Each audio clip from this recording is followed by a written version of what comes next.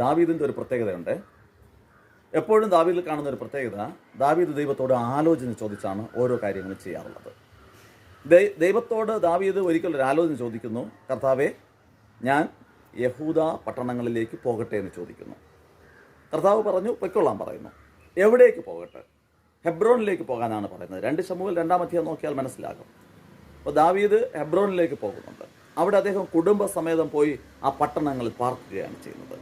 പിന്നത്തേതിൽ പറയുന്നത്, യഹൂദ്യ ഗൃഹത്തിന് ദാവീദ് രാജാവായി അവിടെ അഭിഷേകം ചെയ്യപ്പെടുന്നു. പ്രിയമുള്ളവരെ, നിൻ്റെ ജീവിത യാത്രയിൽ ദൈവത്തോട് ആലോചന ചോദിച്ചുകൊണ്ട് പോകണം.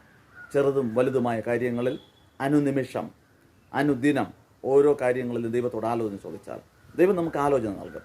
ആലോചനകൾ വെറുതെയുള്ള ആലോചനകളല്ല, അത് അനുഗ്രഹത്തിൻ്റെ ആലോചനകളാണ്, നന്മയുടെ ആലോചനകളാണ്, ഉയർച്ചയുടെ ആലോചനകളാണ്. ആരൊക്കെ അത് അനുസരിക്കുന്നുവോ അവർ അനുഗ്രഹിക്കപ്പെടുന്നു, അവർ ഉയർച്ച പ്രാപിക്കുന്നു, നന്മ കണ്ടെത്തുന്നു. പ്രിയമുള്ളവരെ, ജീവിതം അനുഗ്രഹിക്കപ്പെടണമോ? പലപ്പോഴും പല പാതകളിൽ നമ്മൾ യാത്ര ചെയ്തിട്ട് വൻ പരാജയങ്ങളിൽ എത്തിച്ചേരാറുണ്ട്. അമ്പേ പരാജയപ്പെട്ടു പോകാറുണ്ട്. ഈ വഴിക്ക് വരണ്ടായിരുന്നു എന്ന് തന്നെ ചിന്തിച്ചിട്ടുണ്ട്. ഈ ജോബ് സെലക്ട് ചെയ്യേണ്ടായിരുന്നു എന്ന് ചിന്തിച്ചിട്ടുണ്ടാകാം. ഇങ്ങനെയൊന്നും വേണ്ടായിരുന്നു എന്ന് ചിന്തിച്ചിട്ടുണ്ടാകാം. സ്വയത്തിൽ ആശ്രയിച്ച് ചെയ്തതാണ് ഇതിനൊക്കെ കാരണം. ഒരു കാര്യം ചെയ്, ഇന്നു മുതൽ നിന്റെ ചെറുതും വലുതുമായ കാര്യങ്ങളിൽ ദൈവത്തോട് ആലോചന ചോദിക്കുക. You will find the result. And നിങ്ങൾ ബ്ലെസ്സിങ് ആയി തീരും. യേശു നാമത്തിൽ തന്നെ.